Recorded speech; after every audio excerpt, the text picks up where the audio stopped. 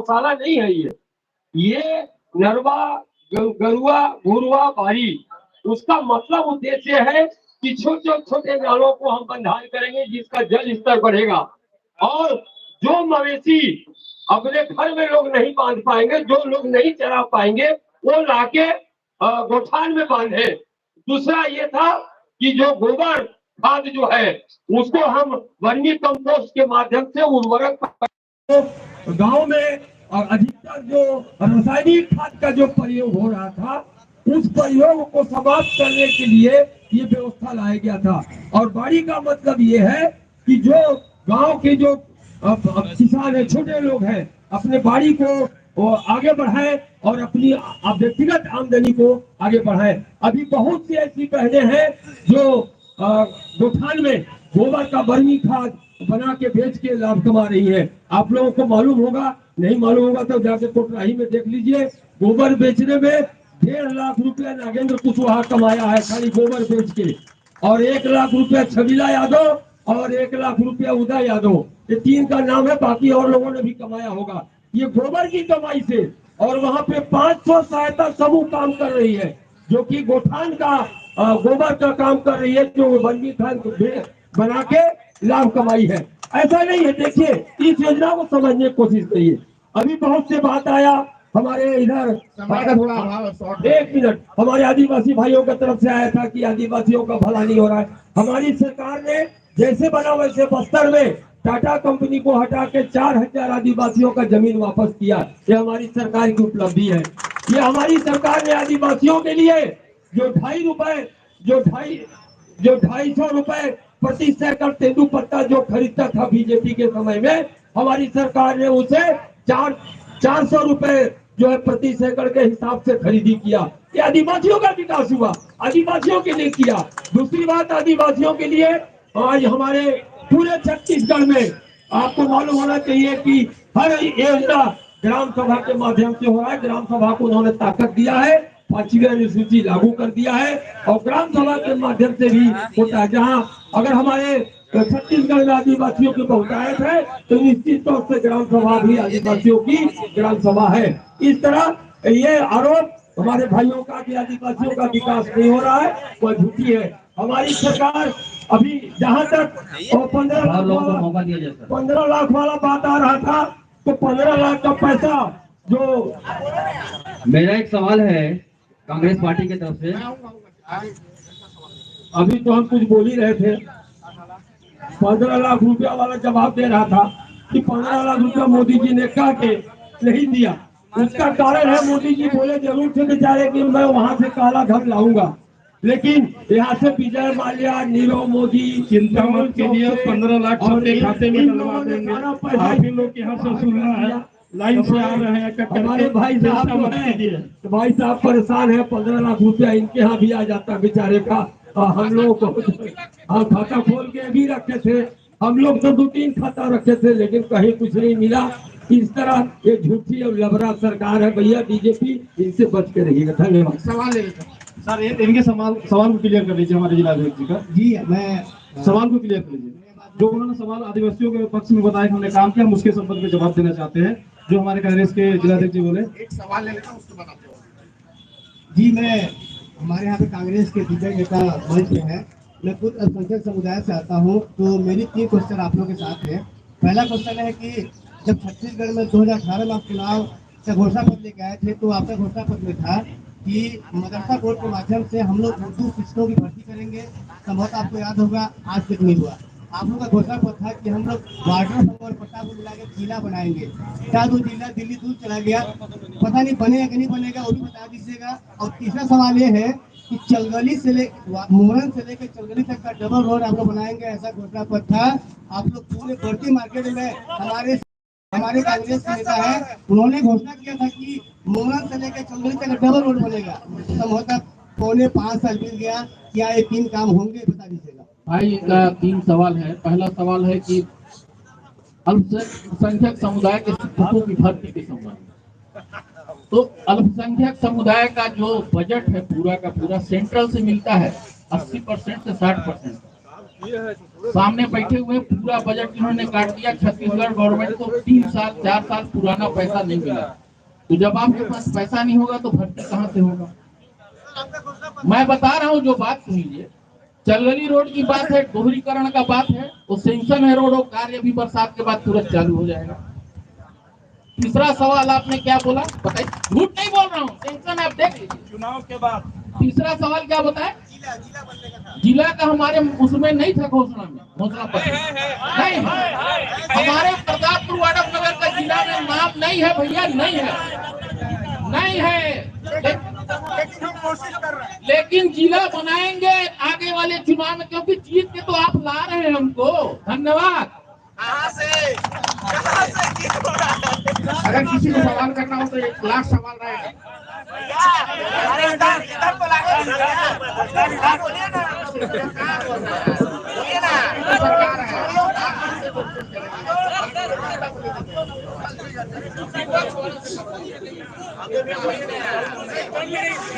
मेरा एक सवाल है सर। हेलो, हाँ सर, मैं सवाल करना चाह रहा हूँ कि आप लोग एकलव्य स्कूल बहुत खोले, लेकिन आज तक आदिवासी के बच्चे हैं उन लोग आज तक एडमिशन नहीं दिया है। क्यों? आप क्यों नहीं एडमिशन हुआ है? क्या आदिवासी को आज बेवकूफ बनाने चाह रहे हैं क्या?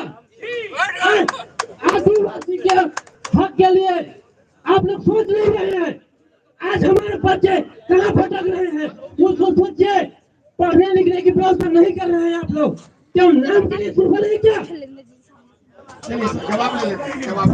आदिवासियों का जहाँ तक सवाल है, तो आदिवासियों को बेवकूफ नहीं समझते। हमारा सारे सरपंच आदिवासी, सारे जनपद अध्यक्ष आदिवासी, हमारा विधायक आदिवासी, सांसद आदिवासी। ऐसा कहाँ है कि आदिवासियों को उपेक्षा हो रहा है? जहाँ तक आदिवासी बच्चे के एडमिशन की बात है, तो उसके आज के समय में कलेक्टर और एसपी भी आदिवासी, तो राष्ट्रपति आदिवासी। कहाँ आदिवासियों की अपेक्षा हो रही है? जहाँ तक एडमिशन की बात है, तो एडमिशन का सवाल यह है कि उसके लिमिट होता रहता है कि इस वर्ष 60 बच्चों का होगा, अगले साल 60 बच्चों का होगा।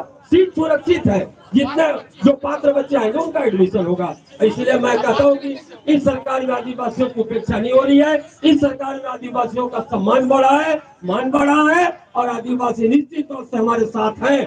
मैं आदिवासियों को भी धन्यवाद ज्ञापित करता हूं। कांग्रेस के सरकार में कोई सम्मान नहीं बढ़ा है सर। मैं एक सवाल करना चाहता हूं कांग्रेस के लोगों से कि इनके घोषणा पत्र में था कि गंगा जल की कसम खाके हम जल को उठा के कसम खाते हैं कि पूरे प्रदेश में शराब की बंदी करेंगे। लेकिन इन्होंने क्या किया? ये शराब की बंदी पूरे प्रदेश में आप देख लीजिए। दूसरा मेरा सबसे बड़ा सवाल है साथियों कि इन लोगों ने सबसे बड़ा वादा किया था शिक्षा के क्षेत्र में या और कर्मचारियों के क्षेत्र में आंगनबाड़ियों को हम नियमितीकरण करेंगे, वो भी नहीं किया।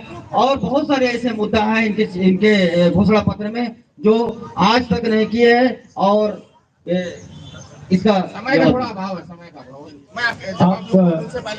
जो बात बोल रहे हैं उपेक्षा की आदिवासी एकदम दिख रहा है। हम लोग तो बिल्कुल उपेक्षित महसूस कर रहे हैं इस मंच में भी कि जहाँ पे 68% आदिवासी बलरामपुर जिले में है, पूरा संभाग आदिवासियों का है, और 3 प्रतिनिधि आदिवासी का यहाँ पे अपनी बात रखने के लिए आया है। पहली बार मंच बना के हम लोग आए हैं, फिर भी हम लोगों को थोड़ा सा ऐसा लग रहा है कि उस टाइम नहीं मिल पा रहा है जो हम लोग बात को रख पाए। तो मैं ये चाहना था, जैसा बताया ना, हम लोग को एहसान नहीं करवा रहे सरकार के पास।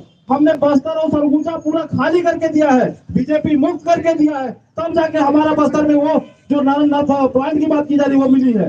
हमारा कहना यह है कि अगर बीजेपी 2003 में यहाँ पे 7 सीट पे थी, कांग्रेस 1 सीट पे थी, तब भी बीजेपी को होश नहीं आया। 2008 के चुनाव में बीजेपी 1 सीट पे आती है, 4 सीट पे आती है, कांग्रेस 4 सीट पे हो जाती है, फिर भी बीजेपी को समझ में नहीं आता कि आदिवासी कहीं ना कहीं अंदर से दुखी हो रहा है। 2013 में जाते हैं तो वहां पे बीजेपी की स्थिति क्या होती है? 1 सीट का, और कांग्रेस हो जाती है 60 सीट पे।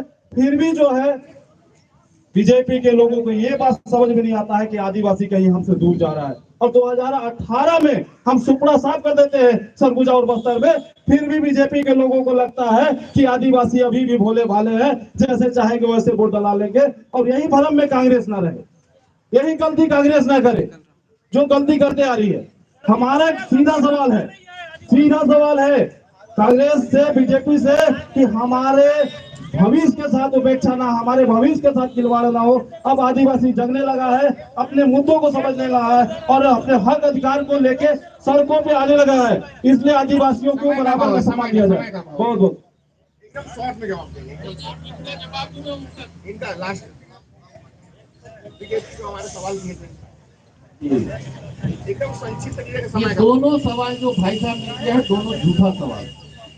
क्या बता कैसे झूठा है बताइए। सवाल बता दीजिए।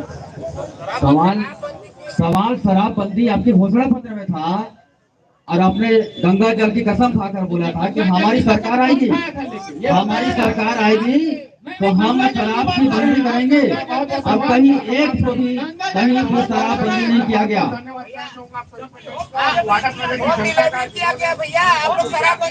देखिए लॉकडाउन में भी लोगों का घर पहुंचाया गया, लॉकडाउन में भी घर पहुंचाया गया लोगों का। और सियासी संग्राम का नया पड़ाव में हम कहीं और जगह की सियासी संग्राम करना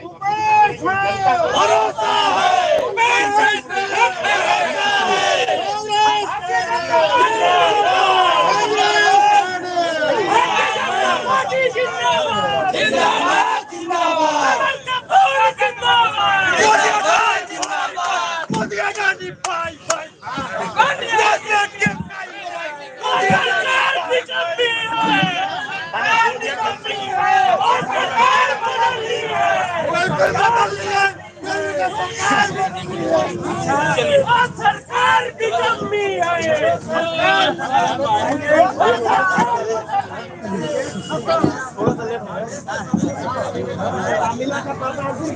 नाम लिखवाना था कि उसमें लेट हो गया। पानी भैया संभाल लिए दोनों को कम से कम लोग यहाँ से कुश्ती करके